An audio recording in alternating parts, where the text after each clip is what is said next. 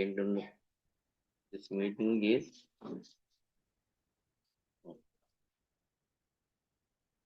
అందరికీ వందనాలు. ఆ దేవాదేవుడు మళ్ళీ మనందరం కలిసి దేవుని స్తుతించే కృప అనుగ్రహించినందుకు వందనాలు. ఈ పునరుత్థాన దినమున ఉదయకాలంలో దేవుణ్ణి ఆరాధించి మళ్ళీ తిరిగి సాయంకాలం చిన్న మందగా చేరి ఆయన స్తుతించుకునే కృప అనుగ్రహించిన దేవాదేవునికి వందనాలు చెల్లించుకుందాం. ఎందుకంటే ఆయన మందిర గుమ్మంలో ఒక్క దినము గడుపుట బయట 1000 దినములు గడుపుట కంటే శ్రేష్టమని దావీదు మహారాజ్ చెప్పినట్టుగా అట్లాంటి శ్రేష్టమైన సమయాన్ని మనం పొందుకునే కృప దేవుడు అనుగ్రహించినంత వందనాలు చెల్లించుకుంటూ ఈ రోజు మూల వాక్యం లూకా సువార్త 1వ అధ్యాయం 28వ వచనం. లూకా సువార్త 1వ అధ్యాయం 28వ వచనం. ఆ దూత లోపలికి వచ్చి ఆమెను చూచి, దయాప్రాప్తురాలా, నీకు శుభము, ప్రభువు నీకు తోడై ఉన్నాడని చెప్పాను. ఆ దూత లోపలికి వచ్చి ఆమెను చూచి, దయాప్రాప్తురాలా, నీకు శుభము, ప్రభువు నీకు తోడై ఉన్నాడని చెప్పాను. ప్రేమమడిన మా తండ్రి, ఇంతవరకు క్షేమంగా కాపాడిన పరముష్క స్తుతినైనా వందనాలు తండ్రి. మేమేమై ఉన్నామో కేవలం అది నీ ఉచితమైన కృపలైనా తండ్రి. నాయన అద్వితీయ కుమారుడైన నీవు మా కోసం, అయోగ్యులమైన మా కోసం తండ్రి నాయన, నీవు పరలోకమును విడిచి వచ్చి మనుష్య కుమారుడుగా జన్మించి ఎన్నో శ్రమలు అనుభవించి శిలువ మరణం పొంది పునరుత్థానుడివై తిరిగి లేచి తిరిగి పరమునకేగి మా కోసం విజ్ఞాపన చేస్తున్న తండ్రి నాయన, త్వరలో యూదా గోత్రపు సింహంగా నాయన నీవు తీర్పు తీర్చడం రానయ్యున్నావని గుర్తెరిగి మొదటి రాకడలో ప్రవచనాలన్నీ ఎట్లాగైతే నెరవేర్పు జరిగాయో మరి రెండవ రాకడలో కూడా ప్రవచన నెరవేర్పు జరగనై ఉన్నవి కాబట్టి ఆయన జరిగిన సంగతులన్నింటినీ తలుచుకుంటూ ఎదుర్కొని పోయే సంఘటనలు ఆయత్తపడే కృప మాకు అనుగ్రహించమని, వాక్యం ద్వారా ఒకరికొకరు నాయన హెచ్చరించుకుంటూ వాక్యం ద్వారా బలపడే కృప అనుగ్రహించమని, వాక్యం ధ్యానిస్తున్న నన్ను మరుగుపరిచి ఆధ్యాత్మిక మర్మములు మీరే వెల్లడించమని, వింటున్న ప్రతి ఒక్కరికి వినగల చెవి, గ్రహించగల మనసు, ఆచరించగల హృదయం దయచేయమని, కార్యారంభం కంటే కార్యాంతం మేలన్నానైనా కార్యాంతం నేను బహుగా స్థుతించుకునే భాగ్యం దయచేయమని, ఏ ఆటంకం లేకుండా నీ యొక్క పరిశుద్ధాత్మ నడిపింపు దయచేసి మా చుట్టూ నీ యొక్క కావలి ఉంచమని మా ప్రభువును నీ ప్రియ కుమారుడని యేసు ద్వారా వేడుకుంటున్నాం తండ్రి. ఆమేన్. మరొకసారి దేవాది దేవునికి వందనాలు. చేరువచ్చిన అందరికీ కూడా వందనాలు. ఈ క్రిస్మస్ సీజన్ లో సాధారణంగా చాలా విలేజెస్ లో కూడా స్కిట్స్ వేయటంలో కానీ, కంఠత వాక్యాలు చెప్పడంలో కానీ, మరి మెసేజెస్ లో కానీ కన్య మరియ గురించి ప్రస్తావించినటువంటి క్రిస్మస్ ఉండనే ఉండదు. ఒక విధంగా చెప్పాలంటే మనందరం ఇక్కడ కూర్చున్న వాళ్ళు 60s క్లాస్ చేసిన వాళ్ళమే కాబట్టి మరి సండే స్కూల్ సమయం నుంచి కూడా కన్య మరియ గురించి వింటూనే ఉన్నాం. వయసు పెరిగే కొద్దీ ఆమె గురించి మనకు గ్రహింపు కూడా వాక్యానుసారంగా పెరుగుతూనే వచ్చింది. మనుష్య కుమారుడిగా ఈ లోకమునకు రావటానికి, తనకు తల్లిగా ఉండటానికి ఎంచుకున్నటువంటి పాత్ర కన్య మరియ. ఆ దేవాది దేవుడు అద్వితీయ కుమారునికి తల్లిగా ఉండటానికి దేవుని చేత ఎంచుకోబడినటువంటి పాత్ర కన్య మరియ. మరి జకర్యా, ఎలిజబెత్లు, సుమయోను, అన్న, బాప్తిస్మిచ్ యోహాను వీరెవ్వరు కూడా తక్కువ కాదు. ఎవరి పాత్ర వాళ్ళు పోషించారు. కానీ అన్నిటికంటే కూడా చాలా క్లిష్టమైనటువంటి పాత్ర మరియ గారిది. ఇటీవల కాలంలో డిబేట్స్ జరుగుతూ ఉన్నాయి. 2 రకాలైనటువంటి వాదాలు మనం వింటూ ఉన్నాం.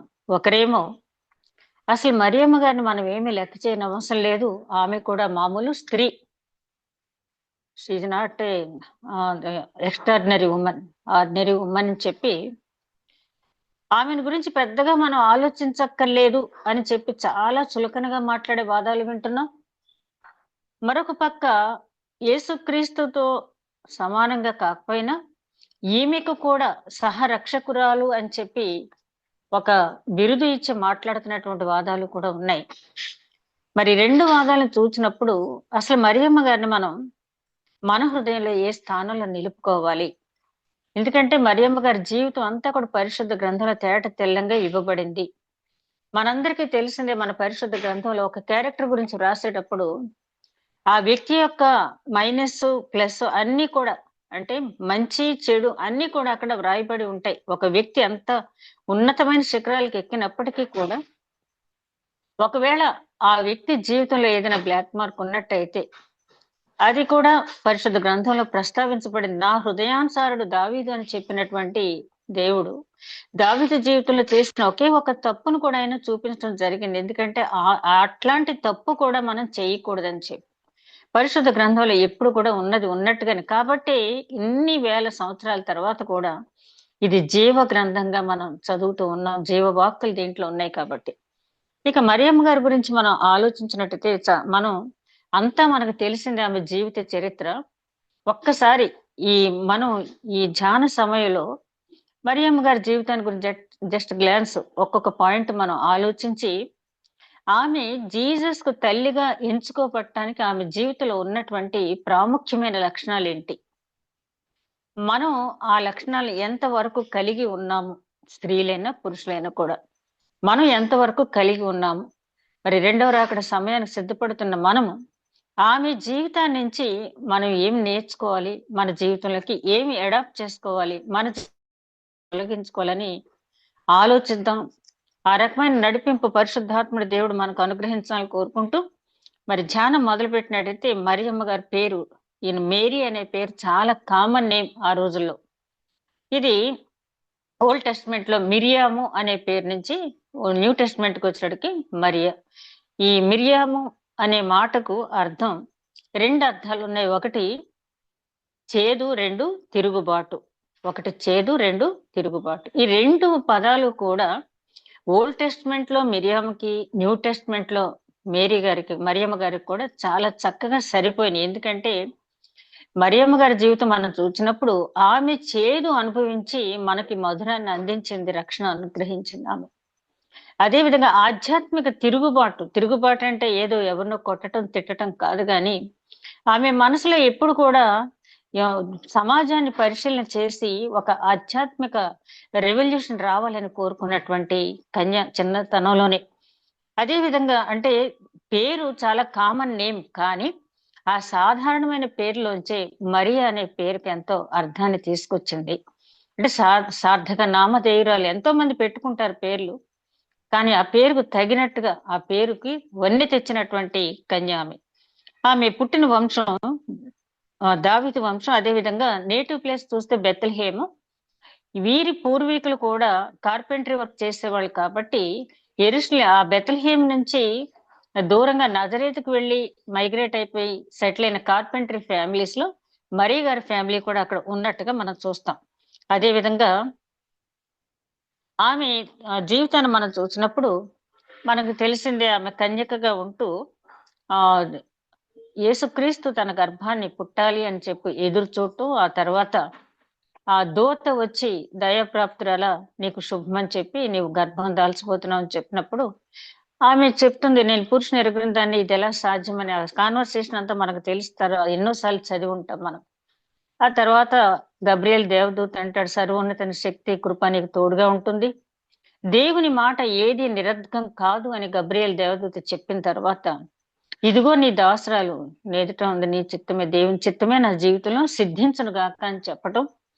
ఆ తర్వాత ఆమె ఆ గర్భం దాల్చిన తర్వాత ఆ 3 నెలలు నిండే వరకు కూడా యూదా అరణ్య ప్రాంతం అంటే మన్య ప్రాంతం, అది యూదా ప్రాంతానికి అక్కడ తన బంధువు అయినటువంటి ఎలిజబెత్ ఇంటికి వెళ్ళటం, అక్కడ వారిద్దరు కూడా దైవ స్తుతి చేసిన తర్వాత తిరిగి రావటం, తర్వాత యూసెఫ్తో కలిసి చేసిన ప్రయాణాలు మనం లాస్ట్ వీక్ లో ఎలాగా ఎక్కడెక్కడి నుంచి బెత్లెహేం నుంచి నజరేతు నుంచి బెత్లెహేం నుంచి ఐగుప్తు నుంచి మళ్ళీ ఇస్రాయేల్ ప్రాంతం నుంచి నజరేతు, ఈ ప్రయాణాలు నవమాసాలు మోసి పెంచి కనిన మమకారం, ఆ మాతృ ప్రేమ ఆవిడ విడిచిపెట్టుకోలేక ఎంత ఉన్నతుడైన కుమారుడైనప్పటికీ కూడా తల్లికి పసిబిడ్డతోటి సమానమే, ఎంత పెద్దవాడైనప్పటికీ కూడా. ఒకానొక సందర్భంలో ఆయన చేసే ప్రసంగాలు విని ఈయన దేవదూషణ చేస్తున్నాడని చెప్పి ఆయన రాళ్లతో కొట్టి చంపాలని చెప్పి యూదులు, శాస్త్రులు, పరిసయ్యులు, వారితో ప్రోత్సహింపబడిన వారు ప్రయత్నాలు చేస్తున్నారని తెలిసి తన బిడ్డను ఎలాగైనా దక్కించుకోవాలి అంటే కొన్ని సందర్భాల్లో తన బిడ్డ ఎట్లాగైనా బయట పడగలడు, దైవాంశ సంభూతుడు అంటే దైవత్వం యొక్క సర్వ పరిపూర్ణత ఆయన శరీరంలో ఉంది కాబట్టి ఆయన తప్పించుకోగలడు. కానీ ఎంతైనప్పటికీ కొడుకు సామర్థ్యం ఆ తల్లికి ఎంత తెలిసినా కూడా ఏమో నా బిడ్డ ఏ ఆపదలో పడతాడో, నేను నా బిడ్డను కాపాడుకోవాలనే తాపత్రయంతో ఆమె కొన్ని సందర్భాల్లో ఆయన దగ్గరికి వెళ్ళినప్పుడు అక్కడ ఒక మాట ఉపయోగించింది ఆవిడ.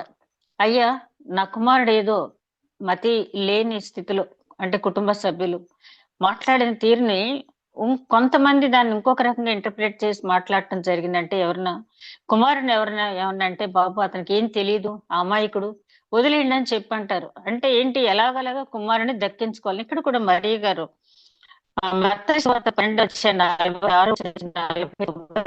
చూడండి. అదేవిధంగా 19 మార్క్స్ సువార్త 11 నుంచి 35 వరకు, లూకా సువార్త 8 నుంచి 21 వరకు ఈ 4 సందర్భాల్లోనూ కూడా మరియమ్మ గారు తన కుమారుడు ఎక్కడైతే ఉన్నాడో అక్కడికి వెళ్ళి జనుల గుంపులోంచి ఆయనకు ఆపద కలగకుండా బయటకు తెచ్చుకోవాలని చేసిన ప్రయత్నాన్ని మనం చూస్తాం. ఆ తర్వాత ఒకనొక సందర్భంలో ఒక స్త్రీ యేసుక్రీస్తుని చూచి నీవు నీ తల్లి ధన్యురాలు అన్నప్పుడు యేసుక్రీస్తు అవును గాని వాక్యం విని గైకొని వారు అంతగా మరి ధన్యులు అని చెప్తారు. ఈ మాటను కూడా చాలా మంది పొరపాటుగా అర్థం చేసుకుని మరియ గారిని డిగ్రేడ్ చేశారు అన్నారు. అది కాదు, మరియ గారు కూడా రక్షణ పొందవలసిందే అని చెప్తే ఆవిడ ఆల్రెడీ ధన్యురాలి ఆయనకు తెలుసు. ఆ ధన్యురాలి పరిశుద్ధాత్మడే ఆవిడ గురించి సాక్ష్యం అవటం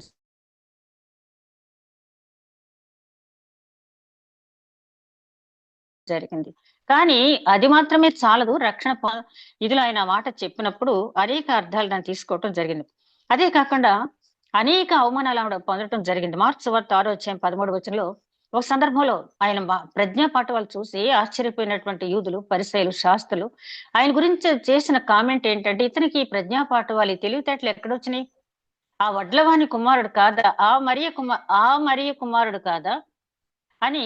ఒకనొక సందర్భంలో అయితేనేమో మేము నీలాగా వ్యభిచారం వల్ల పుట్టిన బిడ్డలం కాదు, వారం కాదు, వ్యభిచార సంతానం కాదు అంటే తన తల్లిని వ్యభిచారంగా కూడా అక్కడ మాట్లాడటం జరిగింది.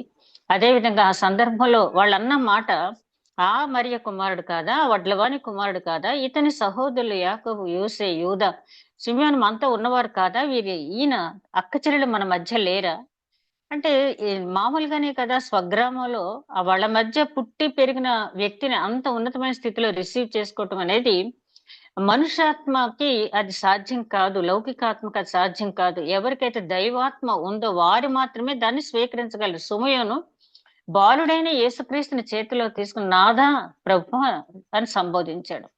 అదేవిధంగా ఎలిజబెత్ నా ప్రభు అంది చిన్న గర్భంలో ఉన్న శిశువుని. నా రక్షకుడు అని మరియమ్మ గారు. అంటే వీరందరూ కూడా పరిశుద్ధాత్మతో నింపబడిన వారు కాబట్టి గుర్తించగలిగారు. అట్లాంటి గుర్తింపు మనుష్యాత్మ కలిగిన వారు ఎవరు కూడా గుర్తించలేరు. అదే విధంగా ఆమె అనేక అవమానాలు పొందినప్పటికీ కూడా ఆమె ఏనాడు కూడా నేను ఎందుకు అంటే ఒక్కసారి నిర్ణయం తీసుకున్న తర్వాత వెన్నుతిరిగి చూసే మనస్తత్వం కాదు. ఆ తర్వాత యేసుక్రీస్తు శిలువ మరణం సమయంలో ఆ యోహాను అనే శిష్యుడికి యేసుక్రీస్తు ఆమెను అప్పగించటం, ఆ తర్వాత మనం చూసినట్టయితే ఆయన శిలువ మరణం పొందిన తర్వాత పునరుత్థాన సమయంలో కూడా ఆమె ప్రత్యక్ష సాక్షిగా స్త్రీలతో కలిసి ఉండటం. అంతకంటే ప్రాముఖ్యమైన విషయం ఏంటంటే మేడగదిలో ప్రార్థించిన వారిలో సామాన్యమైన స్త్రీగా ఆమె కూడా మేడగదిలో ప్రార్థించింది. ఎఫెసీ పట్టణంలో యోహాను గారితో ఉన్నారని, కొంతకాలం యెరూషలేములో ఉన్నారని ఆమె చరిత్రలో వ్రాయబడింది. ఆ తర్వాత ఈమె సమాధి ఇప్పటికీ కూడా కిద్రోను వాగులో సమాధుల తోటలో మరియమ్మ గారి సమాధి ఉందని చెప్పబడుతుంది. ఇది అంటే నేను ఇప్పుడు చెప్పినటువంటి దగ్గర 10 పాయింట్స్ ఏంటంటే మనందరికీ తెలిసినవి, ఇందులో తెలియనివి ఏమీ కూడా లేవు. అయితే ఇవన్నీ తెలిసిన తర్వాత ఇక్కడ మనం ఆలోచించవలసింది ఏంటంటే, ఇక్కడ ఆయన చెప్తున్నాడు ఏంటి, ఇదిగో నీవు గర్భము ధరించి కుమారుని కని ఆయనకి యేసు అని పేరు పెట్టుదు, ఆయన గొప్పవాడై సర్వోన్నతిని కుమారుడు అనబడును, ప్రభు అయిన దేవుడు ఆయన తండ్రి అయిన దావీదు సింహాసనమును ఆయనకిచ్చును, ఆయన యాకోబు వంశస్థులను యుగ యుగములు ఏలును, ఆయన రాజ్యము అంతం లేనిదై ఉండునని ఆమెతో చెప్పను. అందుకు ఈ తర్వాత జరిగిన కాన్వర్సేషన్ అంతా కూడా మనకు తెలుసు. నువ్వు దేవుని కృప పొందావు, దేవుని దయ పొందావు, సర్వోన్నతుని శక్తి నిన్ను కమ్ముకుంటుందని చెప్పి దేవదూత చెప్పడం జరిగింది. అంటే ఒక కన్యకతో ఆ మాటలు ఎలా చెప్పబడినాయి అంటే, ఆమెకు ఆ ప్రత్యేకత ఎట్లా వచ్చిందని మనం ఆలోచించినట్టయితే, మనందరికీ తెలుసు పరిశుద్ధత లేకుండా ఎవరు ప్రభువుని చూడలేరు. ఈమెలో ఉన్నటువంటి పరిశుద్ధతను గురించి మనం ఆలోచించినప్పుడు, ఈమె పరిశుద్ధతను బట్టి మనుషులు కాదు గాని పరలోకం ఆనందించిందంట. ఈమె పరిశుద్ధతను బట్టి పరలోకం ఆనందించింది. ఆ రోజుల్లో కన్యకలు ఎంతో మంది తన గర్భాన్ని, ఎందుకంటే ప్రవచనాలు తెలుసు కదా మనకి. యెషయా గ్రంథం 7వ అధ్యాయం 14వ వచనం, ఇదిగో కన్యక గర్భవతి కుమారుని కన్ను, అతనికి ఇమ్మానుయేలు అని పేరు పెట్టుదురని చెప్పి ఈ ప్రవచనాలన్నీ కూడా ఆమెకు తెలుసు.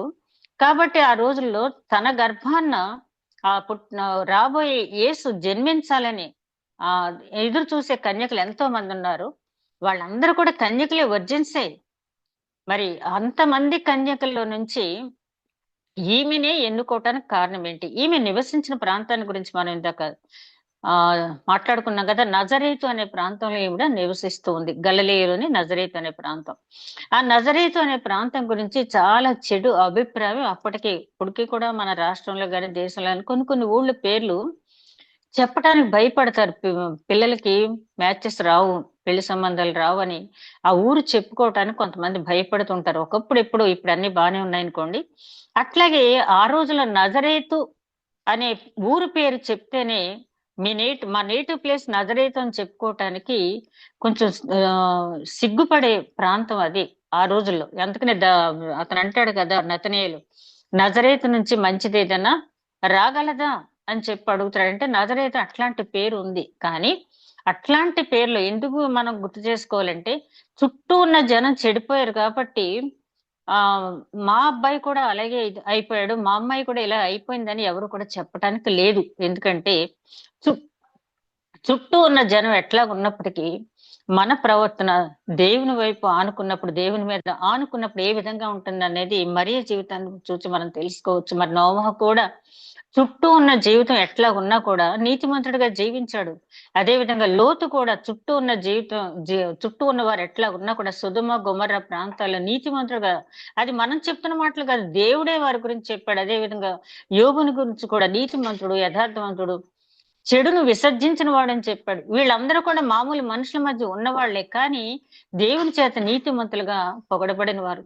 కన్య మరియ కూడా నజరేతు అనే ప్రాంతంలో ఉండి కూడా తన పరిశుద్ధతను కాపాడుకున్న విధానాన్ని చూచి పరలోకం ఆనందించిందట. పరలోకం ఆనందించి ఈమె మాత్రమే యేసుక్రీస్తు తల్లిగా ఉండటానికి అర్హురాలు అని నిర్ణయించి దేవదూతని పంపించడం జరిగింది. అదే విధంగా ఈమె గురించి మనం చూసినప్పుడు, ఈమె దేవదూత వచ్చినప్పుడు ఒక మాట చెప్తుంది. ఏమంటే, నువ్వు గర్భం ధరిస్తావు అని చెప్పగానే, ఆ కన్యక గర్భం ధరిస్తుందన్న ప్రవచనం ఆవిడకు తెలుసు. ఆ నెరవేర్పు తన గర్భాన్ని జరగాలని ఎదురు చూస్తూ ఉంది. కానీ ఒక్కొక్కసారి మనం చాలా కష్టతరమైన పని చేయాలని నిర్ణయించుకున్నప్పుడు తీరా కష్టం వచ్చేటప్పటికి, యేసుక్రీస్తే శిలువ మరణం పొందేటప్పుడు, తండ్రి నీ చిత్తమైతే ఈ గిన్నె నా నుంచి తొలగించు, అయినను నీ చిత్తమే సిద్ధించుగాక అంటాడు లూకా సువార్త 22వ అధ్యాయంలో. అలాగా నిజంగా ఆ కష్టం మన దగ్గరకు వచ్చేటప్పటికి కొంచెం భయపడతాం, ఈ బాధ నేను భరించగలనా అని చెప్పి. మరి ఎదురు చూస్తున్నదే జరగబోతుంది. దూత వచ్చి చెప్పడం జరిగింది. అప్పటికే ఆల్రెడీ యోసేఫ్ అనే యువకుడికి ఆమె ప్రదానం చేయబడిన కన్య కాబట్టి ఆమె అడుగుతుంది, ఇది ఎట్లా సాధ్యం, నేను పురుషుని ఎరుగని వాడనే. ఈ మాట చాలా జాగ్రత్తగా మనం గుర్తు పెట్టుకోవాలి. ఎందుకంటే ఈ 34వ వచనం, 1వ అధ్యాయం 34వ వచనం, అందుకు మరియ నేను పురుషుని ఎరుగని దానిని, ఇది ఎలాగో జరుగునని దూతతో అనెను. ఎందుకు ఈ మాట స్ట్రెస్ చేసి చెప్తున్నానంటే, చాలా మంది ఫలానా ఆత్ర ఇలా చెప్పాడు, లేదా ఫలానా థియాలజిస్ట్ ఇలా చెప్పాడు, లేదా ఫలానా ఎక్స్ వై ఇలా చెప్పారు, మరియ పరిశుద్ధురాలే కన్యక అని చెప్పి వాళ్ళు ఎవరు చెప్పక్కర్లేదు. ఎందుకంటే మరి ఎవరితో చెప్తుంది ఇక్కడ? గబ్రియేలు దేవదూత మాట చెప్తుంది, నేను పురుషుని ఎరుగని దానినే, ఇది ఎలా సాధ్యమో అని. అంటే ఆ రోజుల్లో మరియ మాట్లాడే సమయానికి దూత వచ్చినప్పుడు చూడండి, మీరు గమనించండి, దూత మొట్టమొదటిగా మాట్లాడినప్పుడు మరియ భయపడలేదు.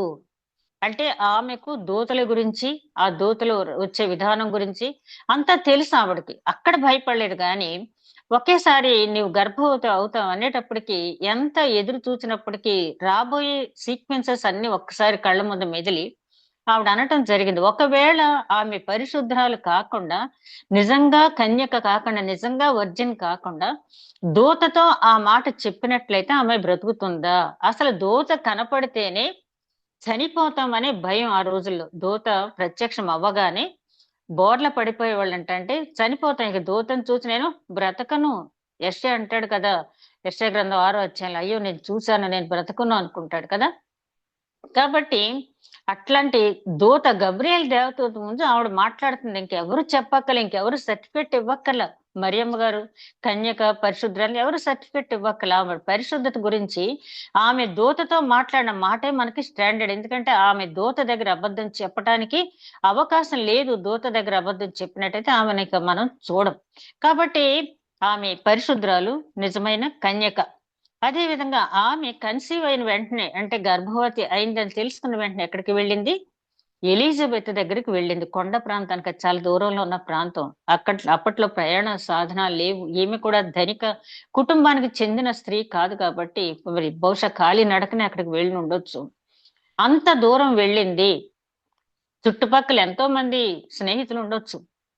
కానీ ఒక వృద్ధురాలు గర్భం ధరించిన అంటే అక్కడ దేవదూత చెప్తాడు కదా! నీ బంధువురాలైనటువంటి ఎలిజబెత్ ఆ వృద్ధురాలైనటువంటి ఎలిజబెత్ గర్భం ధరించింది. ఆమెకు ఇప్పుడు 6వ నెల అని చెప్పినప్పుడు, కన్యకగా నేను గర్భం ధరించడం ఎంత అసాధ్యమో, వృద్ధురాలు గర్భం ధరించడం కూడా అంతే అసాధ్యం. కానీ అసాధ్యాన్ని సుసాధ్యం చేసే దేవుడు నాకెట్లాగైతే చేశాడో ఎలిజబెత్ కూడా అట్లాగే చేశాడు. ఆమె కూడా నాలాగానే పరిశుద్ధంగా ఉంది అని చెప్పి, ఆ పరిశుద్ధురాలి దగ్గరికి నేను వెళ్ళాలి అంటే, లోకంలో ముచ్చట్లు పెట్టుకోకుండా, వాళ్ళతో వీళ్ళతో మాట్లాడకుండా సరైన సెలక్షన్ అంటే ఏ గూటి పక్షి ఆ గూటికే చేరద్దంటారు కదా! మరియ ఎక్కడికి వెళ్ళిందంటే ఒక ఈమె పరిశుద్ధురాలు.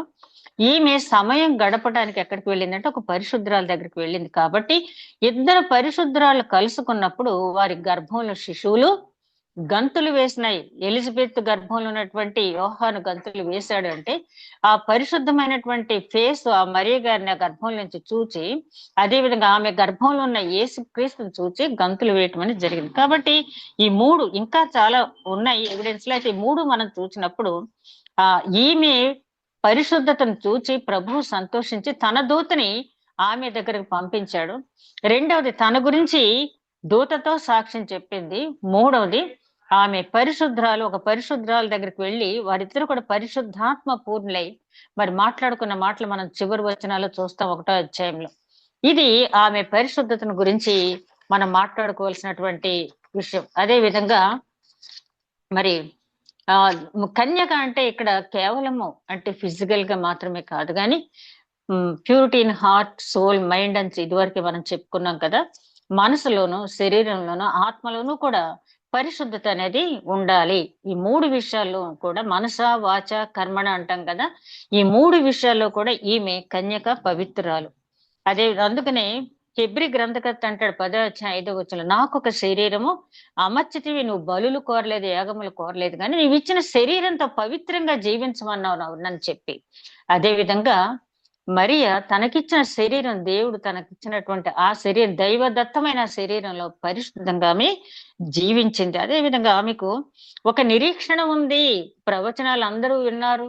పాత నిబంధన ప్రవచనాలు అందరికీ తెలుసు. అప్పట్లో లేఖనాలు తెలుసు, ధర్మశాస్త్రం తెలుసు. యూదా స్త్రీలకి ధర్మశాస్త్రం తెలుసు. ఇక్కడికి మనం ఇంకో మాట గుర్తుపెట్టుకోవాల్సింది ఏంటంటే, సమూయేలు గ్రంథంలో, మొదటి సమూయేలు గ్రంథంలో మరి హన్న సమూయేలు తల్లి, అదే విధంగా ఎలిజబెత్, మరియ వీరందరూ కూడా చదువుకున్న వారు. అప్పట్లో యూదా స్త్రీలకి నిర్బంధ విద్య, ప్రాథమిక విద్య, హై స్కూల్ ప్రాథమిక స్థాయిలో విద్య అనేది నిర్బంధం. వారికి దాంతో పాటు ధర్మశాస్త్రం, ప్రవచనాలు, లేఖనాలు అన్ని కూడా బోధింపబడేవి. కాబట్టి వాళ్ళకి తెలియనివంటూ లేవు. అయితే అన్నీ తెలుసు మనకి, తెలిసి చదివి వదిలేస్తారు. అందుకనే పౌలు గారు పదే పదే చెప్తారు కదా, ధర్మశాస్త్రం వినువారు నీతిమంతులు కాదు, కానీ ధర్మశాస్త్రం విని గైకొని ఆచరించే వారు మాత్రమే నీతిమంతులని చెప్పి. అలాగా మరియమ్మ గారు ఆ ధర్మశాస్త్రం, లేఖనాలు, ప్రవక్తల ప్రవచనాలు అన్ని విన్నారు.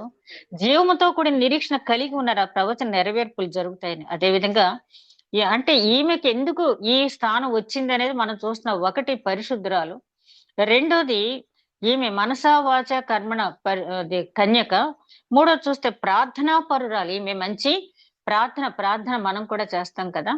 అయితే మనం చేసిన ప్రార్థన మన ఇంటి పైకప్పు దాటకుండా ఇక్కడే ఆగిపోతుందా? దేవుని సన్నిధికి చేరుతుందా? షిలోహు మందిరంలో హన్నా చేసిన ప్రార్థన దేవునికి చేరింది. అదే విధంగా కొర్నేలి చేసిన ప్రార్థన దేవుని సన్నిధికి చేరింది. దానియేలు చేసిన ప్రార్థన దేవుని సన్నిధికి చేరింది. ఇట్లా చెప్పుకుంటూ పోతే కొంతమంది భక్తులు చేసిన ప్రార్థనలు అట్లా ప్రార్థిస్తూ ఉంటాడుగానే దానియేలు ఇంకా ప్రార్థిస్తూ ఉంటాడుగానే దూతను పంపించిన సందర్భాన్ని చూస్తాం. అంటే ఈమె ప్రార్థన పెదవులతో చేసేది కాదు గాని హృదయపూర్వకంగా కన్నీటి ప్రార్థన, దైవ చిత్తానుసారమైన దుఃఖం రక్షణార్థమైన మారుమనసు కలిగిస్తుంటారు కదా. ఆమె చేసిన ప్రార్థన దేవుని సన్నిధికి చేరిన మంచి ప్రార్థనా పరురాలు. అదే విధంగా విధేయత, ఈమెకు ఎంత విధేయత అంటే పెద్దల పట్ల విధేయత. ఎలిజబెత్ దగ్గరికి వెళ్ళి ఈమె వందనం చేసింది. అప్పటికే లోక రక్షకుడు ఈమె గర్భాన్ని జన్మించబోతూ ఉన్నాడని తెలుసు, కానీ వయసుకు గౌరవం ఇచ్చి ఎలిజబెత్ గారికి నమస్కారం చేసింది. అదే విధంగా ఆమె కొన్ని సందర్భాల్లో కుమారుని దగ్గర కూడా, అంటే కుమారులో ఉన్న దైవత్వానికి ఈమె విధేయత చూపించింది. కానా వివాహ సమయంలో అమ్మా నాతో నీకేం పని అన్నప్పుడు, నువ్వు ఎంతైనా నా కుమారుడు కదా, అలా ఎదిరించి మాట్లాడవచ్చా అనలేదు. కానీ కుమారులో ఉన్న దైవత్వానికి విధేయత చూపించి ఆయన చెప్పినది చేయుడు అంది. అదేవిధంగా యెరూషలేము దేవాలయంలో నా తండ్రి పని మీద నేను ఉండాలని మీకు తెలియదా అన్నప్పుడు, మమ్మల్ని ఎందుకులే ఇబ్బంది పెడుతున్నావు, అట్లాంటప్పుడు చెప్పాలి కదా నువ్వు అని అనలేదు. కానీ ఆ కుమారులో ఉన్న దైవత్వం చూసి విధేయత చూపించింది. ఇలా అనేక సందర్భాల్లో కుమారుని దగ్గర తన గర్భాన్ని పుట్టి, కొన్ని సందర్భాల్లో మనం కూడా నా గర్భాన్ని పుట్టిన నీవు నాకు చెప్పటం ఏంటి అన్నట్టుగా కాకుండా మరియమ్మ గారిని మనం ఆదర్శంగా తీసుకున్నట్టయితే పరిశుద్ధతలో గాని ప్రార్థనలో గాని అదే విధంగా విధేయతలో ముఖ్యంగా తీసుకున్నట్టయితే, విధేయత అనేది పరలోక రాజ్యాన్ని స్వతంత్రించుకోవటానికి మెయిన్ కావాలి. ఈ విధేయత అనేది మనం పెద్దల పట్ల విధేయత చూపిస్తాము, కానీ మన బిడ్డల పట్ల కూడా కొన్ని సందర్భాలు అంటే విధేయత అంటే, ఒకవేళ వారు మనకంటే బాగా ఆలోచిస్తూ ఉంటే, ఒకవేళ వాళ్ళు మనకంటే భక్తిపరులైతే, ఒకవేళ వారు మనకంటే విశ్వాసం కలిగి ఉంటే, వారు మనకి ఏదైనా సలహా ఇచ్చినప్పుడు ఏదో నువ్వొచ్చి నాకు చెప్పొచ్చావని బిడ్డలు తృణీకరించడం కాదు గాని, మరియమ్మ గారు మంచి మాదిరి చూపించారు. తన బిడ్డలో ఉన్న దైవత్వానికి ఆమె విధేయత చూపించింది. అదే విధంగా ఆమె ఆ శిలువ మరణం, యేసుక్రీస్తుకు శిలువ మరణం విధించిన తర్వాత ఆమె మామూలు స్త్రీలాగా గలిలయ నుంచి ఆ యెరూషలేము వరకు కూడా మామూలు స్త్రీలతో నడిచి అక్కడ వరకు వెళ్ళింది. ఏ మాతృమూర్తి కూడా చూడలేనటువంటి కఠినమైన స్థితిలో తన కుమారుని సిలువ వేసేటప్పుడు, నేను మొన్న ఒక ఫోటోగ్రఫీ చూసాను. అది మైకిల్ యాంజెలో వేసినటువంటి ఫోటోగ్రఫీ. అదేంటంటే సిలువ మించి దింపిన తర్వాత మరియమ్మ గారు ఒడిలో క్రీస్తుని ఒడిలో పెట్టుకుని దుఃఖిస్తూ ఉంది. ఆ పక్కన నికోదేము ఉన్నటువంటి ఆ ఫోటోను చూసినప్పుడు నాకు నిజంగా ఎంత అసలు ఏ మాతృమూర్తి కూడా తట్టుకోలేనటువంటి సంఘటన. ఆమెకు అన్ని తెలుసు, తన కుమారుడు దైవాంశ సంభూతుడని చెప్పి, మనుష్య రూపంలో ఉన్నా కూడా దైవత్వం సంపూర్ణతలో ఉన్నాడని తెలిసినా కూడా ఆ మాతృ ప్రేమ అనేది ఆ గలిలయ నుంచి ఆ గొల్గొతా వరకు అలా వెంబడిస్తూ వచ్చింది. వచ్చిన తర్వాత శిలువ మరణం చెందేటప్పుడు అక్కడే ఉంది. తర్వాత ఆ విగత జీవుడైనటువంటి తన కుమారుని తన ఒడిలో పెట్టి దుఃఖిస్తూ ఉంది. అట్లాంటి విధేయత ఆమె చూపించింది. అదే విధంగా ఆ తర్వాత మేడగదిలో సామాన్యమైన స్త్రీలతో పాటు ఆమె ప్రార్థించింది. మేడగదిలో అందరూ ఎట్లాగైతే కూర్చుని ప్రార్థించారో ఆమె కూడా, నేనేదో యేసుక్రీస్తు తల్లిని కదా, నాకు ప్రత్యేకత ఉండాలి, నేను అందరితో కూర్చోవటం ఏంటి, లేదా నేను ప్రార్థించడం ఏంటి అన్నట్టు కాకుండా, అక్కడ ఉన్న సామాన్యులందరూ ఎట్లాగైతే ప్రార్థించారో ఆమె కూడా అట్లాగే ప్రార్థించింది. ఆ పరిశుద్ధాత్ముడు అపోస్తుల కార్యాలు 2వ అధ్యాయంలో మనం చూస్తాం కదా, పరిశుద్ధాత్మను వచ్చినప్పుడు అందరితో పాటు కూడా ఆమె ఉన్నట్టుగా మనం చూస్తాం. అంటే విధేయత అనేది ఉన్నప్పుడు ఎంతటి గొప్ప కార్యాన్ని మనం సాధించవచ్చు అని చెప్పి మరియమ్మ గారి జీవితంతో మనం చూడవచ్చు. అదే విధంగా ఆమె గురించి మనం చూసి ఇంకొక మాట మనం గమనించినట్టయితే, మనం గత వారం ధ్యానించుకున్నప్పుడు విశ్వాసానికి 2 లక్షణాలు ఉన్నాయని మనం ధ్యానించుకున్న, మరి అందరికీ గుర్తుందో లేదు కానీ విశ్వాసానికి 2 ముఖ్యమైన లక్షణాలు ఉండాలి. ఏంటంటే మనకు విశ్వాసం ఉంటే అందులో అవగాహన ఉండాలి, తెగింపు ఉండాలి. మనం ఎవరినైతే విశ్వసిస్తున్నామో ఆ దైవ కుమారుడు గురించి మనకు అవగాహన ఉండాలి. ఆయన ఆశ్చర్య కార్యాలు, అద్భుత కార్యాలు, అసలు ఆయన ఐడియాలజీ ఏంటి, ఆయన లోకానికి ఎందుకు వచ్చాడు, ఆయన మన నుంచి ఏం కోరుకుంటున్నాడు అని చెప్పి, అంటే నా విశ్వాసం నేను సరిపెట్టుకోవటం కాదు కానీ దేవుడు నా దగ్గర నుంచి ఎట్లాంటి విశ్వాసాన్ని కోరుకుంటున్నాడు అని చెప్పి విశ్వాసంలో అవగాహన ఉండాలి. రెండోది తెగింపు అనేది ఉండాలి. ఇక్కడ మరియమ్మ గారి జీవితంలో చూసినట్టయితే ఆ తెగింపు, సుమయం నువ్వు చెప్పాడు కదా నీ హృదయం నుంచి కట్టుకుని దూసుకుపోబోతుందని, అంతకు ముందే మరియమ్మ గారికి తెలుసు తన కన్యకగా ఉండి గర్భం దాల్చినట్టయితే. మరి ఆ ద్వితీయోపదేశ కాండంలో 22వ అధ్యాయం 23వ వచనం నుంచి 24వ వచనం వరకు మనం గమనించినప్పుడు అక్కడ కన్యక ఈ గర్భం ధరించినట్టయితే ఎట్లాంటి శిక్ష విధించబడుతుందో, అంటే ఆమెకు ఎవరితోటైతే ప్రదానం చేయబడిందో ఆ పురుషుడు తీసుకొచ్చి ఆ స్త్రీని, ఇదిగో నాకు ప్రదానం చేయబడినటువంటి ఈ స్త్రీ ఇట్లాంటి తప్పు చేస్తుందని అతను తీసుకొచ్చి 10 మందిలో నిలబెట్టినా, లేకపోతే ఆమె తండ్రిని నిలబెట్టినా ఆమెను వెంటనే రాళ్లతో కొట్టి చంపేస్తారు. కాబట్టి అట్లాంటి శిక్ష తను ఎదుర్కోవాల్సి వచ్చినా కూడా దానికి సిద్ధము అని చెప్పి ఆ తెగింపు, నాగటి మీద చేయి పెట్టిన వాడు వెనక్కి తిరిగి చూడకూడదు, వెనక్కి తిరిగి చూస్తే అతడు నాకు పాత్రుడు కాదు అంటాడు లూకాసు సువార్త 9:23 యేసుక్రీస్తు చెప్పిన మాటల్లో. కాబట్టి ఒక నిర్ణయం తీసుకుంది మరియమ్మ గారు దూత చెప్పిన వెంటనే. ఎదురు చూచింది తనకు యేసుక్రీస్తు జన్మించాలని. అదే విధంగా ఆ పొందబోయే కష్టాలను ఒకసారి ఆలోచించుకుంది. సరే, ఏ కష్టాన్నైనా నేను ఎదుర్కొంటానని చెప్పి ఒక విశ్వాస తెగింపు అనేది ఆమె చేసింది. అదే విధంగా ఈమె జ్ఞానవంతురాలు, మనందరికీ తెలిసి జ్ఞానవంతురాలు, తన ఇంటిని కట్టుకొనును. ఏ సంబంధమైన జ్ఞానం అంటే యాకోబు గారు రాసిన పత్రికలో 3:17 ఇప్పుడు మనం చాలాసార్లు చదివాం. అది లోక సంబంధమైన జ్ఞానం ఎలా ఉంటుంది, పర సంబంధమైన జ్ఞానం ఉంటుంది, ఏ లక్షణాలు కలిగి ఉంటాయి పర సంబంధమైన జ్ఞానాలని. అట్లాంటి జ్ఞానము కలిగినటువంటి స్త్రీ ఈమె. రక్షణ పట్ల మంచి అవగాహన ఉంది. అదే విధంగా ఆమె తల్లి అయి ఉండి కూడా తన కుమారుని తనకు రక్షకునిగా అంగీకరించింది. హోషేయ గ్రంథులు అంటాడు, జ్ఞానము లేకయే నా జనులు నశించిపోతున్నారు. అంటే ఏ జ్ఞానం కోసం అడుగుతున్నాడు దేవుడు మనల్ని అంటే దైవ సంబంధమైన జ్ఞానము. ధర్మశాస్త్రం చదివేసి, ప్రవక్తల ప్రవచనాలు వినేసి, లేఖనాల సారాంశం అవపోసన పట్టేసి వదిలేస్తే దానివల్ల ఏ ప్రయోజనము లేదు. గాని నువ్వెంత పొందావో, నేను నిన్న పొద్దున ఒక ఆర్టికల్ చదువుతా ఉంటే ఒక వ్యక్తి రక్షింపబడిన తర్వాత ఆయన సన్నిహితుడు వచ్చి అడిగాడంట, ఎన్ని ఆత్మలను రక్షించావు అంటే, నేను ఇంకా తర్ఫీదు పొంది ఇంకా విశ్వాసాలు అభివృద్ధి చెందిన తర్వాత అప్పుడు నేను ఆత్మల రక్షణార్థం సువార్త ప్రకటిస్తాను, అంతవరకు ప్రకటించను అంటే అప్పుడు ఆయన అన్నాడంట, నీ విశ్వాసం ఎంత గొప్పదని దేవుడు చూడలేదు కానీ నీకు దేవుని గురించి ఏం తెలుసు ఆ 4 మాటలు బయటకు వెళ్ళి చెప్పు, దానివల్ల అనేక ఆత్మలు రక్షింపబడతాయి. ఒక కొవ్వొత్తుని మనం వెలిగించినప్పుడు వెలిగించిన వెంటనే అది వెలుగునివ్వటం ప్రారంభిస్తుంది కానీ ఉండండి నేను సగం కాలిన తర్వాత అప్పుడు వెలుగునిస్తాను కొవ్వొత్తు అనదు కదా. అట్లాగే వెలిగింపబడిన వెంటనే మరొకరిని మనం వెలిగించాలి. ఇలాగే ఇక్కడ మరియమ్మ గారి జీవితాన్ని చూసినట్టయితే ఆమె ఏదైతే నమ్మిందో దాని గురించి నిరీక్షించింది, అవగాహన కలిగిన స్త్రీగా ఆమెను మనం చూస్తాం. నా రక్షకుడు అని చెప్పి ఆమె అక్కడ మాట్లాడుతూ ఉంది. కనికరము పొందిన స్త్రీ, మనకు తెలుసు కదా మత్తయి సువార్త 5:3 నుంచి అనేక ధన్యతలు అనేవి ఇవ్వబడినాయి. మరియమ్మ గారి జీవితాన్ని మనం చూసినప్పుడు అన్ని ధన్యతలు ఆమె పొందుకుంది. అన్ని ధన్యతలు కూడా ఆమె పొందుకున్నట్టుగా మనం చూస్తాం. ఈ ధన్యతలను ఒకసారి మనం గమనించినప్పుడు మొట్టమొదటి ధన్యత ఆత్మ విషయమే దీనులైన వారి ధన్యులు, పరలోక రాజ్యం వారిది. ఈ ఆత్మ విషయమే దీనత్వం అనేది ఆమె చేసిన స్తుతిగానంలో మనం చూస్తాం. ఆ రకమైన ధన్యత ఆమె పొందుకుంది. దుఃఖపడు వారు ధన్యులు, వారు ఓదార్చపడుదురు. ఆమె దుఃఖపడింది, ఎందుకంటే నేను కన్యకగా ఉన్నాను కానీ ఇది ఎలాగా నాకు సంభవం అనుకుంది.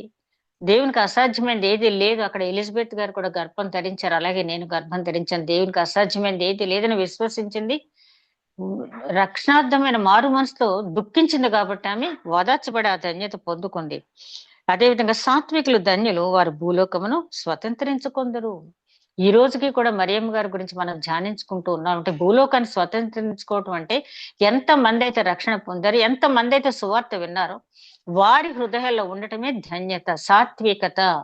అంటే మనం ఎదుటి వ్యక్తిని ఎదిరించగలిగిన శక్తి మనకు ఉన్నప్పటికీ కూడా ఎదిరించకుండా నిగ్రహించుకోవటమే సాత్వికత.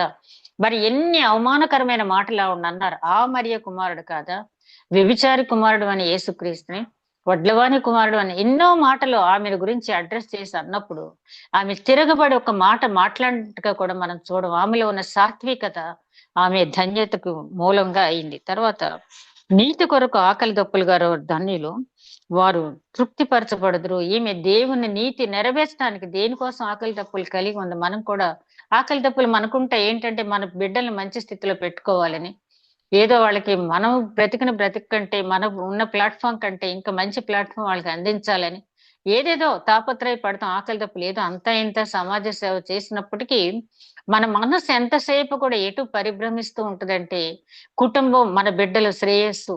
కానీ ఆ బౌండరీ నుంచి బయటకు వచ్చి ఎవరైతే దేవుని నీతి నెరవేర్చడానికి ఆకలి దప్పులు కలిగి ఉంటారో వారు ఏంటంటే వారు నీతి కొరకు ఆకలి దప్పులు గలవారు ధన్యులు, వారు తృప్తిపరచబడుదురు. మరియమ్మ గారు తృప్తిపరచబడింది, ఒక ధన్యకరమైన జీవితం ఆమె పొందుకుంది. కనికరము గలవారు ధన్యులు, వారు కనికరము పొందుదురు. హృదయ శుద్ధి గలవారు ధన్యులు, వారు దేవుని చూచెదరు. సమాధాన పరచువారు ధన్యులు. తర్వాత నీతి నిమిత్తము హింసించబడువారు ధన్యులు, పరలోక రాజ్యం వారిది. అంటే పరలోక రాజ్యానికి మరియమ్మ గారు వెళ్ళిపోయారు అంటానికి ఎవరు ఏమీ సాక్ష్యం ఇవ్వక్కర్లేదు. ఆమె ఎంత హింసించబడిందో, యేసుక్రీస్తు హింస మనందరికి భౌతికంగా తెలుసు, కానీ హృదయంలో ఎంత వేదన పడిందో, ఎంత హింసింపబడిందో మరియమ్మ గారికి స్త్రీగా మనకు తెలుసు. అట్లాంటి హింస పడింది కాబట్టి పరలోక రాజ్యంలో ఆమె చేరింది. అదే విధంగా ఆయన అంటారు కదా, నా నిమిత్తము జనులు మిమ్మల్ని నిందించి హింసించి మీ మీద అబద్ధముగా చెడ్డ మాటలెల్లా పలుకున్నప్పుడు మీరు ధన్యులు, మీరు సంతోషించండి. మిమ్మల్ని గురించి అట్లాంటి మాటలు చెప్పినప్పుడు ఆవిడ గురించి ఎన్ని నిందలు వేశారు, ఎన్ని అవమానకరమైన మాటలు మాట్లాడారు, ఎంత అవమానకరమైన పరిస్థితులు ఆవిడ క్రియేట్ చేశారు మన అందరికీ కూడా తెలుసు. చివరికి ఆవిడ ప్రసవ సమయంలో కూడా ఎన్నో అవమానాలు అక్కడ ఆ బెత్లెహేంలో పాకలో కూడా అందరూ చెప్పేది ఏంటంటే పశువుల పాకలో గాని ఎక్కడ కాదు ఆ బిడ్డ పుట్టింది, రోడ్డు మీద జన్మించాడు. ఎందుకంటే ఆ సత్రంలో స్థలం లేదు అంటే యూదుల ఆచారం ప్రకారం ఒక స్త్రీ ప్రసవించినట్టయితే 40 రోజుల వరకు ఆ ప్రాంతంలో ఎవరు వెళ్ళటానికి లేదు. కాబట్టి ప్రసవించే స్త్రీకి అక్కడ స్థానం ఇవ్వరు.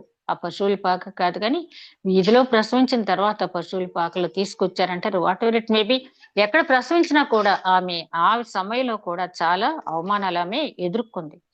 ఆ కనికరం పొందు స్త్రీ, ఆమె పవిత్ర జీవితం, నిరీక్షణ విశ్వాసం వల్ల దేవుని యొక్క కనికరం పొందింది. కనికరింపబడువారు ధన్యులు, వారు కనికరింపబడుదురు. కనికరం గలవారు ధన్యులు అంటే ఇతరుల పట్ల కనికరం అని అంటే ఇతరుల పట్ల మనం కనికరము చూపడం అని కాదు, కానీ కనికరం అనే మాటకి చాలా అర్థం ఉంది. ఈ కనికరం ఏంటంటే ఎవరైతే సువార్త లేక రక్షణ సువార్త వినక మరి ఇంకా ఆయా విగ్రహాలు మొక్కుతూ నశించిపోతూ ఉన్నారో వారిని చూచినప్పుడు పౌలు ఏథెన్స్ నగరాన్ని వెళ్ళినప్పుడు అక్కడ ఉన్నటువంటి విగ్రహాలన్నిటిని చూచి ఆత్మలో పరితాపం చెందాడంట. అది కనికరం అంటే, ఆత్మలో పరితాపం చెందాడు. ఈ ఆత్మలన్నీ నశించిపోతున్నాయే అని వేదన చెందాడు, అది కనికరం. ఆ తర్వాత అక్కడ సువార్త ఆయన ప్రకటించడం జరిగింది. అక్కడ ఇద్దరు దమరి దియోనుసి అనే వాళ్ళు రక్షింపబడ్డారు. తర్వాత చాలా మంది రక్షింపబడ్డారు. ఆ కనికరం అంటే ఒక క్రైస్తవుడికి ఉండవలసిన కనికరం ఏంటంటే నశించిపోతున్న ఆత్మల గురించి కనికరం అనేది ఉండాలి. అట్లాంటి కనికరం నీకు నాకు ఎప్పుడైతే ఉంటుందో దేవుని కనికరం మనం అప్పుడు పొందుకుంటాం. మరియమ్మ గారికి ఆ కనికరం ఉంది కాబట్టి దేవుడు ఆమెను అంటే నేను ఎన్ని కష్టాలు పడినా పర్వాలేదు, నేను ఎన్ని అవమానాలు పొందినా పర్వాలేదు, నా కుటుంబం ఎన్ని అవమానాలు పొందినా పర్వాలేదు, లోక రక్షకుని నా గర్భంలో మోసి తీరుతాను, లోక రక్షకుని లోకానికి నేను అందిస్తాను అని ఎప్పుడైతే ఒక నిర్ణయం తీసుకుందో, ఎందుకు తీసుకుందంటే ఇతరుల ఆత్మల పట్ల ఆమెకున్నటువంటి కనికరం కాబట్టి ఆమె కనికరం పొందుకుంది. ఆ ప్రభువు చూస్తాడు కనికరించేటప్పుడు వాళ్ళ బ్యాక్గ్రౌండ్ లేకపోతే ఇంకెవరిని చెప్పిన మాటలు కాదు. నాయని విధవరాలు కుమారుని కరుణించాడు, నాయని విధవరాలని కనికరించాడు. ఏముంది అసలు ఆవిడ గురించి మనకి ఎక్కడా తెలియదు. ఆ లూకా సువార్త 7వ అధ్యాయంలో తప్పించి వాళ్ళు ఎక్కడా చూడం. ఆ తర్వాత నేను ఏదో ఒక బుక్ చదివినప్పుడు ఆ నాయని విధవరాలు కుమారుడు, బ్రతికిన కుమారుడు ఒక పెద్ద మిషనరీగా మారినట్టు, అతని పేరు కూడా మర్చిపోయాను, మొన్నే చదివాను నేను.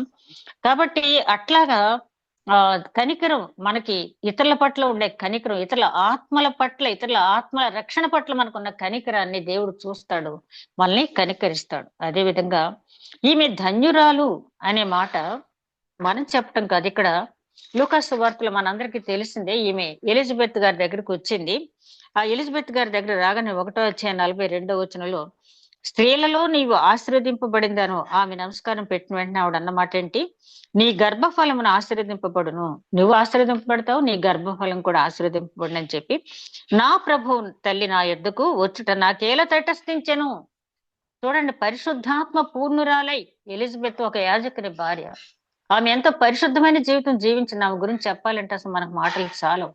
ఆమె అంటది, తన గర్భం ధరించిన వెంటనే అంటది, నా జీవితంలో దేవుడు కటాక్షించిన దినములు ఇదొక దినము. అంటే కటాక్షం అనేది ఎవరి పట్ల ఉంటుందంటే, నెహెమ్యా గ్రంథం 1వ అధ్యాయం 5వ వచనంలో ధర్మశాస్త్రం అనుసరిస్తూ, నీతిని అనుసరిస్తూ బ్రతికే వాళ్ళకి ఆయన కటాక్షం పొందుకుంటానని అక్కడ వ్రాయబడి ఉంది. కాబట్టి అట్లాంటి కటాక్షం ఎలిజబెత్ గారు ఎలా పొందుకున్నారంటే, వృద్ధాప్యం వరకు ఆమె గర్భం లేకపోయినా కూడా ఆమె ఎదురు చూపు మానలేదు. అట్లాంటి ఎలిజబెత్ గారు పరిశుద్ధాత్మ పూర్ణురాలే. అంటే పరిశుద్ధాత్మతో మనం కూడా నింపబడాలి అంటే అట్లాంటి మంచి క్వాలిటీస్ మనలో ఉండాలి. ఏదో భాషల్లో మాట్లాడి నేను ఎవరిని తప్పు పట్టను, కానీ అదంత తేలికైన విషయం కాదు.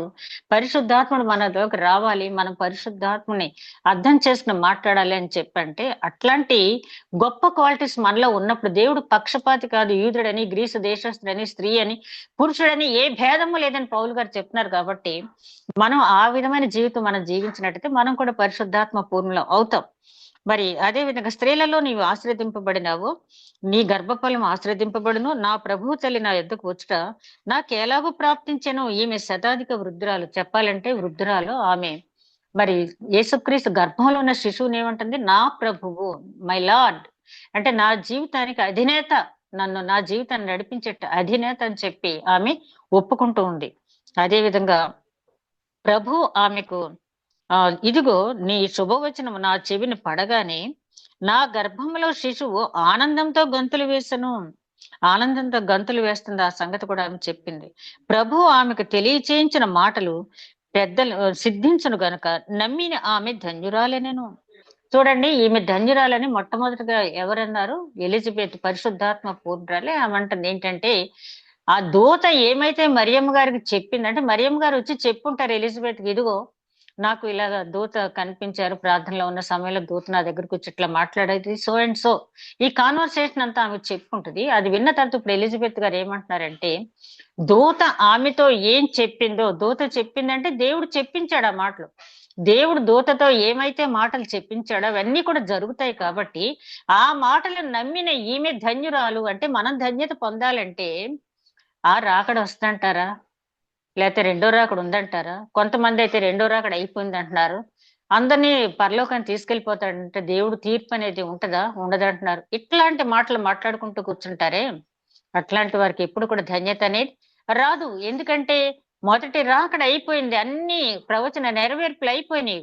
పేతురు గారు చెప్తున్నారు, ఆ రోజు ప్రచండ వేగంతో పంచభూతాలు లయం అయిపోతే నీతి మాత్రమే నిలుస్తుందని చెప్పి పేతురు గారు రాసిన 2వ పత్రిక 3వ అధ్యాయం 10వ వచనం మనం చూస్తే. కాబట్టి మనం ఆ ఆస్పెక్ట్ లో ఉండాలి తప్పించి వచ్చినప్పుడు చూద్దాంలే అని చెప్పి, మన చిన్నప్పుడు చదువుకున్నాం కదా, సుమతి, కాలమతి, ఇంకో చేప పేరు, అదే ఆ కథలో మనం చూస్తాం కదా, సుమతి, కాలమతి, మందమతి. ఆ మందమతి కథలో చూసి మందమతిలాగా మనం ఉన్నట్టయితే ఎప్పటికీ కూడా పరలోక రాజ్యం మనం చేరుకో. అందుకని ఎలిజబెత్ గారు పరిశుద్ధాత్మ పూర్ణురాలి ఎంత చక్కని స్టేట్మెంట్ ఇస్తుందంటే, నీవు నమ్మావు కాబట్టి నీవు ధన్యురాలు. అంటే నమ్మకపోతే ధన్యత లేదు. నమ్మిక నీ వల్ల అయితే సమస్తము సాధ్యం అన్నాడు ఆయన, యేసుక్రీస్తు చెప్పిన మాటే. ఆ తర్వాత ప్రభువుకు ఆమె తెలియజేసిన మాటలు సిద్ధించును గనుక నమ్మిన ఆమె ధన్యురాలని. అప్పుడు మరియ ఇట్లని, ఇదంతా విన్న తర్వాత మరియ మాట్లాడి, చూడండి ఇక్కడ చూడండి, ఈమె చిన్నది, పెద్దవాళ్ళు మాట్లాడడానికి అవకాశం ఇచ్చింది.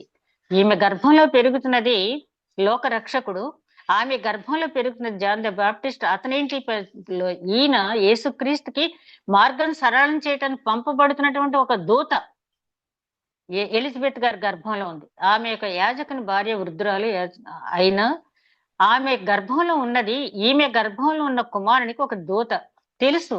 మరియమ్మ గారికి. అయినప్పటికీ కూడా ఎలిజబెత్ గారి వయసుకి విధేయత చూపించింది. ఆమెను ముందు మాట్లాడనిచ్చి అప్పుడు ఈమె మాట్లాడటం మొదలుపెట్టింది. అప్పుడు మరి ఇట్లా నేను నా ప్రాణము ప్రభువును ఘనపరుచుతున్నది. చూడండి, పెదవులు కాదు, మనం ప్రభువుని ఎట్లా ఘనపరచాలంటే ప్రాణము. నా ప్రాణమా యెహోవాను సన్నతించుము, నా అంతరంగం సమస్తమైన పరిశుద్ధమును సన్నతించుము, నా ప్రాణమా యెహోవాను సన్నతించుము, ఆయన చేసిన ఉపకారముల దేనిని మరొకము. దావీదు మహారాజు గారు ప్రాణంతో చెప్పినాడు దేవుని గణపరచమని. మరొక ధనవంతుడు కూడా ఉన్నాడు కదా, నా ప్రాణమా తినుము త్రాగుము సుఖించము. ఇక్కడ మనం గుర్తు చేసుకోవాల్సింది ఏంటంటే, ఆ ధనవంతుడి కేటగిరీలో ఉన్నామా? దావీదు మహారాజు కేటగిరీలో ఉన్నామా? మరి మరియమ్మ గారి కేటగిరీలో ఉన్నామా? ఆమె తన ఆత్మలో ఘనపరుస్తూ ఉంది ప్రభువుని. నా ప్రాణము ప్రభువుని ఘనపరుస్తూ ఉన్నది. ఆయన తన దాసురాలి దీన స్థితిని కటాక్షించెను. నా ఆత్మ నా రక్షకుడైన దేవుని యందు ఆనందించిన. ఆవిడ ఆత్మ ఆనందిస్తుంది. దీనస్థితి అంటే ఏంటి? ఈవిడ దీనస్థితి ఏమన్నా ఆమె లేక అన్నవస్త్రాలు లోటై బాధపడుతుందా? లేకపోతే ఏమన్నా అనారోగ్యంతో బాధపడుతున్నాడు? అదేం కాదు. దీనస్థితి అనేది దీనులైన వారు ధన్యులు అంటాడు దేవుడు. ఎందుకంటే ఎవరు దీనస్థితిలోకి వెళ్తారంటే, మన స్థితి మనం పూర్తిగా తెలుసుకుని దేవుడు యొక్క ఔన్నత్యాన్ని మనం తెలుసుకున్నప్పుడు, దేవుని ముందు మనం నిలబడితే మనమెంత అనుకున్నప్పుడు, యోబు అంటాడు కదా, నా యోబుతో దేవుని స్వరం వినిపించిన తర్వాత నా నోటి మీద నేను చెయ్యి ఉంచుకుంటా, నేనేం మాట్లాడతాను నీతో అంటాడు. అబ్రహాం ఏమంటాడు? నేను దుమ్ముని ధూళిని అంటాడు. అలాగే అక్కడ సుంకర్ ఏమంటాడు? ఆకాశం వైపు కళ్ళెత్తి చూడటానికి కూడా తన ధైర్యం సరిపోలేదు. ప్రభువా నేను పాపిని, నన్ను ఎందుకు వచ్చినాయి ఆ మాటలంటే, దేవుని గురించి అవగాహన ఉంది, వాళ్ళ గురించి కూడా అవగాహన ఉంది. మరియమ్మ గారికి కూడా దీనస్థితి అనే మాట ఇక్కడ ఎందుకు ఆవిడ ఉపయోగిస్తున్నా అంటే, దేవుని గురించి తెలుసు ఆవిడకి. అదే విధంగా తన దీనత్వాన్ని గురించి ఒక మానవురాలుగా ఆమెకు ఉన్నటువంటి దీనత్వం గురించి ఆమెకు తెలుసు. పేతురు గారు రాసిన పత్రిక 5వ అధ్యాయంలో దీనత్వం గురించి 2-3 సార్లు పేతురు గారు అంటారు. 5వ అధ్యాయం 4వ వచనం, పేతురు గారు రాసిన మొదటి పత్రిక 5వ అధ్యాయం 4వ వచనంలో, చిన్నలారా మీరు పెద్దలకు లోబడి ఉండి, మీరందరూ ఎదుటి వారి ఎడల దీన మనస్సు అనే వస్త్రము ధరించుకొని మిమ్మును అలంకరించుకునడి. దేవుడు అహంకారాన్ని ఎదిరించి దీనులకు కృప అనుగ్రహించును. దేవుడు తగిన సమయమందు మిమ్మును హెచ్చించును అట్లు ఆయన బలిష్టమైన చేతి క్రింద దీన మనస్కులై ఉండండి. దీన వస్త్రం ధరించాలి, దీనులై ఉండాలి, దీన మనస్కులై ఉండాలి. పేతురు గారు ఎంతో స్వానుభవంతో చెప్పినటువంటి మాటలు. ఇక్కడ దీన మనస్సు అంటే ఆమెకి ఏదో లేదని కాదు, కానీ ఒక వ్యక్తిగా, మామూలుగా మనిషిగా ఆమెకున్న దీనత్వం. ఒక దేవాది దేవుడి ముందు నిలబడితే నేనెంత, నా జీవితం ఎంత, పురుగు వంటి యాకోబు అంటాడు ఆయన యెషయా గ్రంథంలో యాకోబును ఉద్దేశించి మాట్లాడుతూ పురుగు వంటి యాకోబు అని ఆయన సంబోధించిన మాట మనకు తెలుసు. కాబట్టి మనందరం కూడా అట్లాంటి వారమే. ఆమె చాలా జ్ఞానవంతురాలు. అంటే మన గురించి మనం తెలుసుకోవాలంటే మనకు జ్ఞానం కావాలి. దైవ సంబంధమైన వాక్యాన్ని ఎదురుగుండా పెట్టుకుని మనం పరీక్షించుకున్నప్పుడు మాత్రమే మనమేంటో మనకు తెలుసు. లేకపోతే ఐఎమ్ ఆల్ రైట్, ఓకే, నాలో ఏ లోపము లేదు. ఆ ధనవంతుడు ఏమన్నాడు? యువకుడు వచ్చి ఏమన్నాడు? ఇంకేం కావాలి నాకు అన్నాడు. నీకొకటి కొదువుగా ఉన్నది అని చెప్పి దేవుడు చెప్పాడు. కాబట్టి ఆ దీనత్వం తెలుసుకోవాలి. మనలో ఉన్న దీనత్వాన్ని తెలుసుకోవాలంటే దేవుని వాక్యాన్ని చదవాలి, దేవుని సన్నిధిలో మనల్ని మనం పరీక్షించుకోవాలి. అప్పుడు మరి ఇట్లను నా ఆత్మ నా రక్షకుడైన దేవుని యందు ఆనందించును. సర్వశక్తిమంతుడు నాకు గొప్ప కార్యములు చేసిన గనుక ఇది మొదలుకుని అన్ని తరముల వారు నన్ను ధన్యురాలందరూ. ఇప్పుడు అంటుంది ఎలిజబెత్ ఏముంది, నమ్మింది కాబట్టి ధన్యురాలు అవుద్దని మరియమ్మ గారి గురించి చెప్పారు. మరియమ్మ గారు తనకు తాను ఏం చెప్తున్నారంటే, సర్వశక్తుడు నాకు ఈ గొప్ప కార్యం చేశాడు, లోక రక్షకుడు నా గర్భాన్ని ఉద్భవించేటట్టు చేశాడు, కాబట్టి జనములు తరతరములు నన్ను ధన్యురాలు అంటారు. అంటే నేను ధన్యురాలని మనం చెప్పుకోవాలి అంటే ఏంటి? దేవుడు నీ పట్ల చేసిన గొప్ప కార్యం ఏంటి నువ్వు చెప్పగలగాలి అవతల వాళ్ళకి. మరియమ్మ గారు అంటున్నారు, దేవుడు నా పట్ల గొప్ప కార్యం చేశాడు కాబట్టి నేను ధన్యురాలిని అని చెప్పి. అంతేగాని నేను ఏదో చర్చికి రోజు వెళ్ళాను, బైబిల్ బాగా చదువుతాను, కంఠత వాక్యాలు బాగా వచ్చు, పాటలు బాగా పాడతాను, దశంభాగాలు ఇస్తాను, ఇంకా ఎక్కువ ఇస్తాను, అది కాదు ధన్యత. ఆ ధన్యత ఏంటంటే నువ్వు ఎన్ని చేసినా దేవుడు నీ పట్ల నిన్ను చూసి ఏం చేశాడు నీ జీవితంలో, అది గొప్ప కార్యం. అట్లాంటి గొప్ప కార్యం నాకు చేశాడు కాబట్టి నేను ధన్యురాలిని.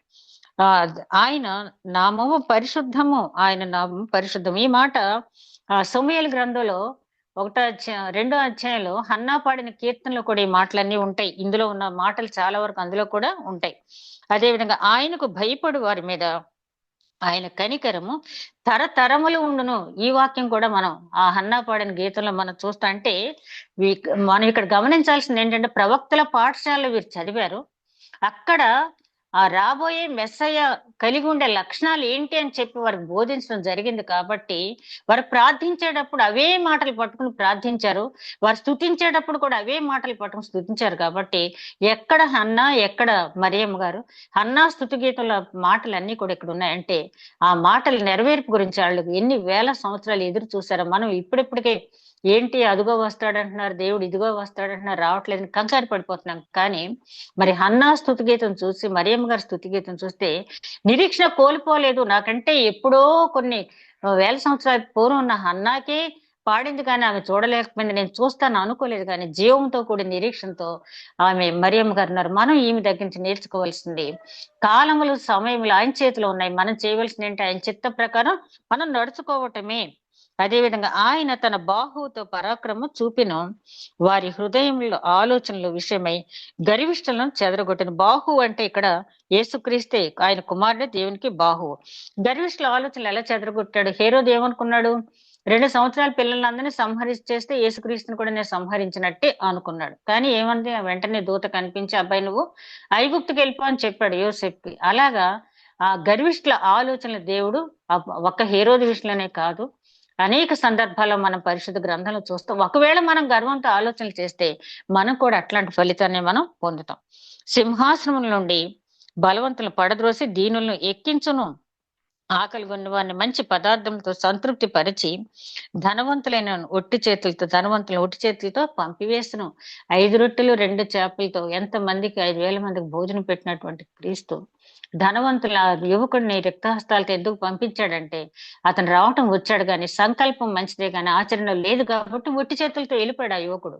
కానీ ఇక్కడ ఇచ్చిన 2 చేపలు 5 రొట్టెలు 2 చేపలు ఇచ్చిన బాలుడు శుద్ధ హృదయంతో ఇచ్చాడు కాబట్టి అవి అనేక రకాలుగా దీవించబడి అనేక మంది ఆకలి తీర్చింది. అంటే మన మనసును బట్టే మనం పొందే దీవెనలు కూడా అనేవి ఉంటాయి. ఆ తర్వాత ఆవిడ అంటున్న మాట, అబ్రహామునికి అతని సంతానమునకును యుగాంతం వరకు తన కనికరము చూపి జ్ఞాపకం చేసుకుందని మన పితరులతో సెలవిచ్చినట్టు ఆయన తన సేవకుడని ఇశ్రాయేలుకు సహాయం చేశాను. అంతట మరి తర్వాత అబ్రహాం జ్ఞాపకం చేసుకున్నాడు.